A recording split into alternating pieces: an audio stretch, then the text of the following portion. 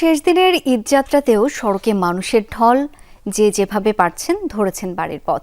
উত্তরের পথে পথে যানজট, ভোগান্তি। এই মুহূর্তে গাজীপুরে চন্দ্রায় আছেন সহকর্মী হোসাইন আলী এবং টাঙ্গাইলে রয়েছেন সহকর্মী শামীম আল মামুন। যাব দুজনের কাছে। শুরুতে হোসাইন আলী বাবুর কাছে। বাবু, যানজটের পরিস্থিতি আগের মতোই আছে কিনা? হাইওয়ে পুলিশের তৎপরতা কতটা দেখছেন আপনি? গাজীপুরে ঢাকার বছরে যে শেষ মুহূর্তে বাড়ি ফেরা, সেই বাড়ি ফেরা কিছুটা স্বস্তি দেখা দিচ্ছে।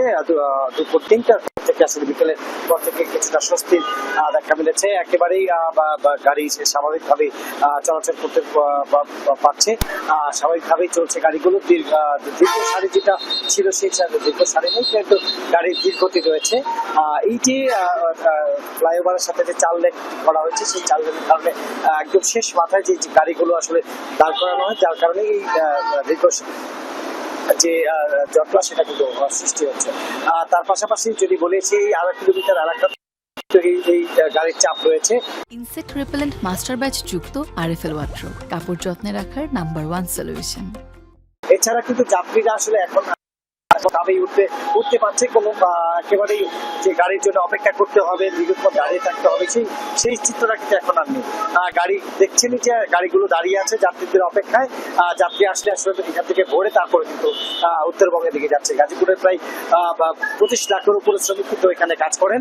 ইতিমধ্যেই আসলে যে যাত্রীগুলো 3 দিন যাচ্ছে, কিন্তু প্রায় শেষ মুহূর্তে কিন্তু এখন বাড়ির দিকে যাচ্ছেন। তেমন যাত্রীর চাপ কিন্তু নেই। গাড়ির কিছুটা চাপ থাকলেও গাড়ি কিন্তু ধীর গতিতে চলছে। এখানকার যারা আইন শৃঙ্খলা বাহিনী যারা রয়েছে, তারা যেটা বলছেন যে আজকেই সন্ধ্যার মধ্যেই এই চন্দ্রা মোড়ের যান চলাচল একেবারেই স্বাভাবিক হয়ে যাবে। উত্তর অঞ্চলের মানুষ একেবারেই স্বাভাবিকভাবেই পৌঁছাতে পারছে। সেই দৃশ্য কিন্তু আমরা দেখতে পাচ্ছি। বাবু, ধন্যবাদ আপনাকে। একটু টাঙ্গাইলের খবর জেনে নিতে চাই, শামীম আল মামুনের কাছে যাব। মামুন, মহাসড়কের কত কিলোমিটার এখন যানজট রয়েছে সেটি একটু বলবেন? যাত্রী ভোগান্তি নিশ্চয়ই অনেকটাই হচ্ছে।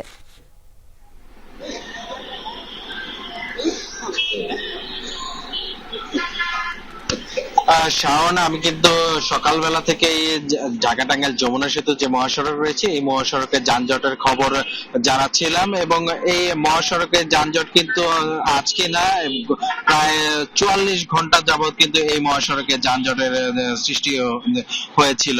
এখন আপনার মাধ্যমে আমি দর্শকদের জানাতে চাই যে এই মহাসড়কে যে সকাল থেকে প্রায় 40 থেকে 45 কিলোমিটারের একটা দীর্ঘ সারি ছিল, ধীরগতি ছিল, সেটি ধীরে ধীরে এখন প্রায় 20 থেকে 25 কিলোমিটারের মতো দীর্ঘ সারি এখন পর্যন্ত রয়েছে।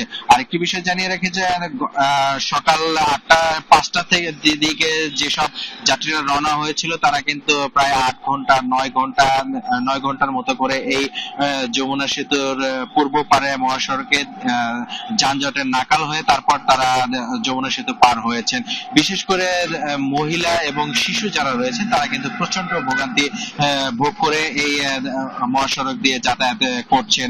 আরেকটি বিষয় জানিয়ে রাখি, আজকে কিন্তু সারাদিন প্রচন্ড রোদ ছিল। যারা খোলা ট্রাকে গিয়েছেন, তাদের প্রচন্ড ধরনের ভোগান্তি হয়েছে। এবং পুলিশ প্রশাসন কিন্তু প্রচুর পরিমাণে পুলিশ মোতায়েন করা হয়েছে, প্রায় 600 পুলিশ মোতায়েন করা হয়েছে। কিন্তু তারপরেও পুলিশ প্রশাসনের কাছে করার পরেও এই মহাসড়ক দিয়ে যে ধীরগতি যে যানজট, সেটি কিন্তু তারা নিরসন করতে পারেনি। তার কারণ হচ্ছে যে এই যমুনা সেতুর উপরে দুর্ঘটনা ঘটেছিল এবং প্রায় 1.5 ঘন্টার মতো কিন্তু টোল আদায় বন্ধ ছিল। সেই টোল আদায় বন্ধ থাকার কারণে কিন্তু এই যে মহাসড়কে প্রচুর পরিমাণে ধীরগতি এবং যানজটের এবং ভোগান্তির শিকার হয়ে কিন্তু ঈদ-ফিরোজ মানুষগুলো যাচ্ছে। এই ছিল আমার কাছে সর্বশেষ। শাওন, শামীম, ধন্যবাদ আপনাকে।